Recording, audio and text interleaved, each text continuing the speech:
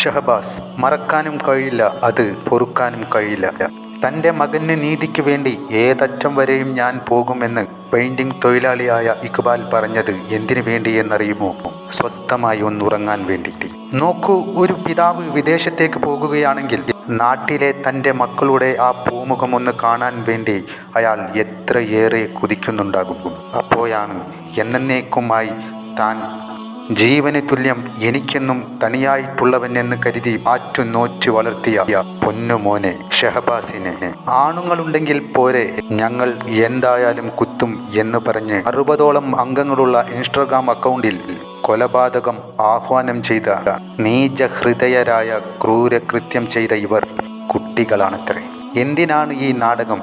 ഇതൊക്കെ നിർത്തിക്കൂടെ മനുഷ്യന്മാരെ? പ്രവേശനോത്സവത്തിൽ പോലീസ് അകമ്പടിയോടെ ഈ കുട്ടികൾ സ്കൂളിലെത്തിയപ്പോൾ മനസ്സിലായി ഇവർക്ക് ജാമ്യം ഇതാ വരുന്നു എന്നുള്ളത്. ബഹുമാനപ്പെട്ട കോടതിയുടെ വിധിയെ മാനിക്കുന്നു.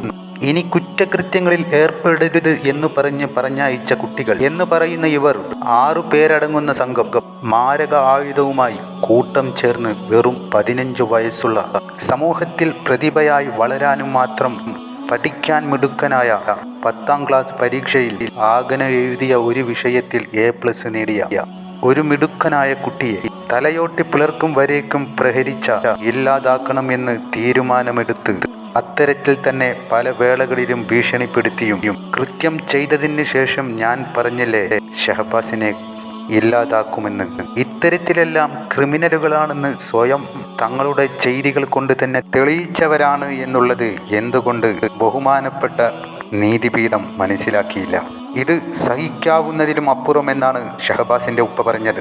ആദ്യം കുട്ടികൾക്ക് വേണ്ടി ജാമ്യ അപേക്ഷ നൽകിയ ഈ പ്രതികളുടെ കുടുംബം അവരെ കൊണ്ടുപോകാൻ വേണ്ടി തുറന്ന ജീപ്പ് കൊണ്ടാണ് കോടതിയിലെത്തിയത്. അന്ന് ഷഹബാസിന്റെ ഉപ്പ പറഞ്ഞത് ഇവർ ജാമ്യം ലഭിക്കുമെന്ന് ഉറപ്പായതുകൊണ്ടാണ് ഇത്തരത്തിലെത്തിയത് എന്നാണ് ആഹ്ലാദ പ്രകടനം നടത്താൻ വേണ്ടി. തീരാ നഷ്ടം സംഭവിച്ച ഷഹബാസിന്റെ ഉപ്പ ഇക്ബാലിന്റെ വാക്കുകൾ. മനുഷ്യനൊരു പൊട്ടനാക്കി എന്നുള്ളത് പറഞ്ഞാൽ മതി. ഈ ഗവൺമെന്റ് മനുഷ്യനെ ഒരു പൊട്ടനാക്കി. എൻ്റെ മകൻ പോയി, അവര് അവിടെ 4 മാസം 5 മാസം കടന്നു കഴിഞ്ഞാൽ അവർക്ക് തിരിച്ചു വരാം, അവരെ കുട്ടികൾ തിരിച്ചു വരും. എനിക്കതല്ല, എനിക്ക് എന്നേക്കുമായി എൻ്റെ മകൻ നഷ്ടപ്പെട്ടതാണ്.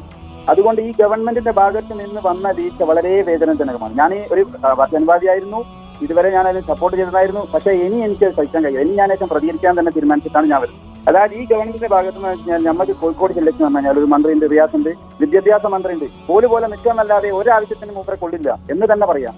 എനിക്ക് എൻ്റെ ഉള്ളിലുള്ള വേദന ഞാൻ പറയുന്നു. മുഖ്യമന്ത്രിക്ക് ആ നിവേദനം കൊടുത്തു, മുഖ്യമന്ത്രി അതിനൊരു ഒരാക്ഷൻ മൂപ്പർ എടുത്തിട്ടില്ല. കറക്റ്റായിട്ട് എടുത്തിട്ടുണ്ടെങ്കിൽ ഈ കുട്ടികൾ ഇന്ന് ആ ജുവനാലോകം തന്നെ തുടരായിരുന്നു. ഇവർക്ക് എക്സാം എഴുതാൻ ഒരുക്കി കൊടുത്ത ഈ ഗവൺമെന്റ് അത്ര ആ സപ്പോർട്ട് വെച്ചിട്ട് അവരൊരു 3 വർഷം വരെ ജുവനാലോകങ്ങൾ തടഞ്ഞ് പഠിക്കാനുള്ള അവസരവും ഗവൺമെന്റിന് ഒരുക്കാമായിരുന്നു.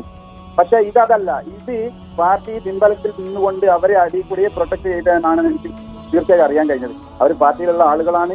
അതുകൊണ്ട് ആ ബലം ഉപയോഗിച്ചിട്ട് തന്നെയാണെന്ന് ശക്തമായ ഭാഷയിൽ അന്വേഷണത്തിൽ ഇതുവരെ താമരശ്ശേരി സ്റ്റേഷൻ പരിധിയിൽ അന്വേഷിച്ച പോലീസിന്റെ ഭാഗത്തുനിന്ന് വളരെയേറെ തൃപ്തികരമാണ്. അവരെഴുതിയ FIR ബാക്കിയുള്ള കാര്യങ്ങളൊക്കെ വളരെ വ്യക്തമാണ്. അതായത് ഇവർ ചെയ്തതാണ്, ഇവർ കൊലയാളികളാണ്.